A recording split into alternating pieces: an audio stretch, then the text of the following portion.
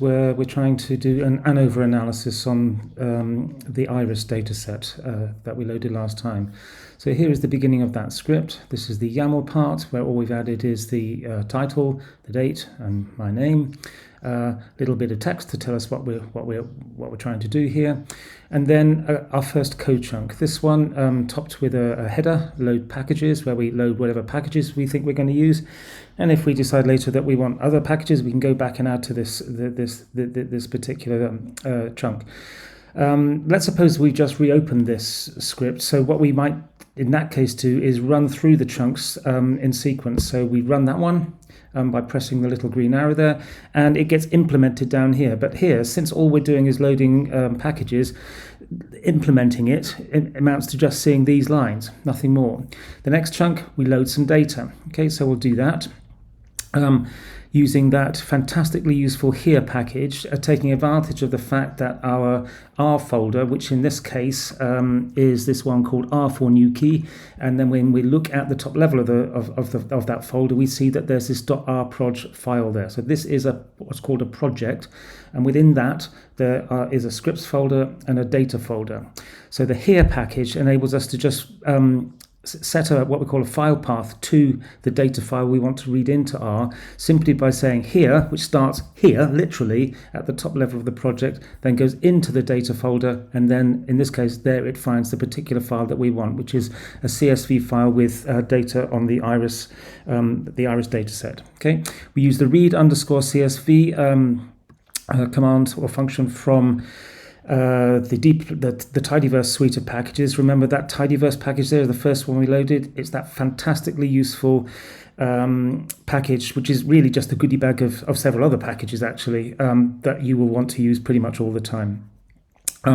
So we create an object, we read the data in using the file path that we created. In this line, we can actually run these lines one by one if we want. So we can just put the cursor there and put Command or Control Enter, run that line, then run that line. And this has now created an object called iris, because we made it called iris. And this kind of object is a data frame, or more accurately these days called a tibble.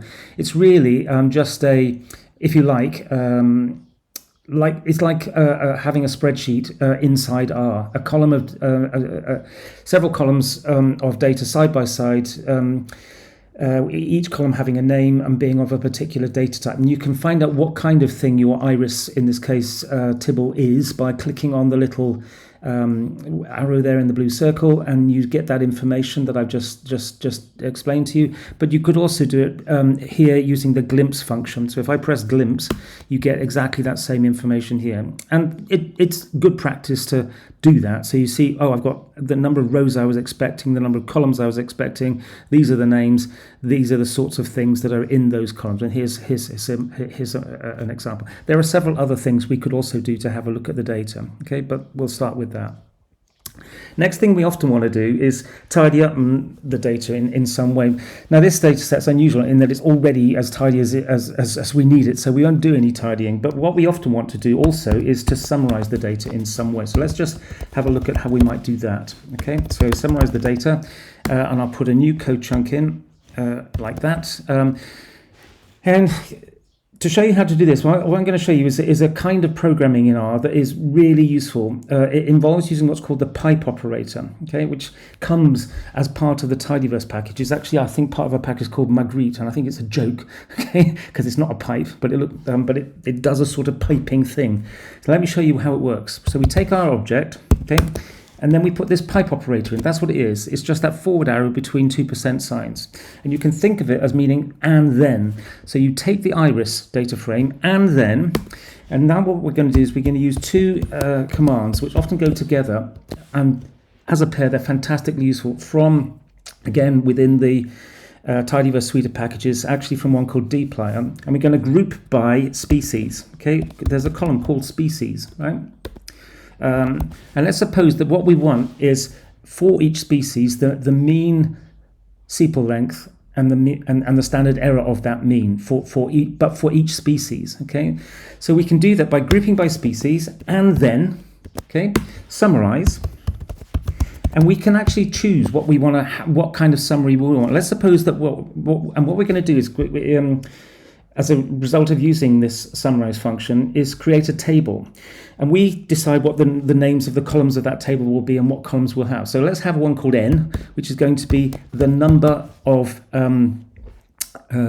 observations in each group. Okay, so that's how you do that, n parentheses. And then we'll have one called the mean, because we'll just call it that, sepal length, right? Mean.sl is going to be the mean of the sepal.length column. Okay, then we'll have one which is the standard error of the sepal lengths, se.sl, the standard error of the means for each species, and that I believe is the square root of the variance. So we're going to write square root, because that's how you do a square root, and then the variance of the sepal.length, and then you have to divide by the number of observations. Okay, and that's it. Okay, so let's just do that. And you see, oh, I've got an error. That's because I've got a typo. Where's my typo? Species, because I need a capital. Okay. Right, let's try again. And there we get our table. Okay, so for each species, we get these summary pieces of information for each of those species groups, because that's how we group the data set. Doing that is a really useful thing to do. Okay, so that's an example of using the pipe operator, which you'll see me use again and again and again. There are ways we could improve on this. We could tidy up this table by getting rid of the number of significant figures and so on. But this just shows you the basic idea of creating a table on the fly in this nice grouped way. Okay.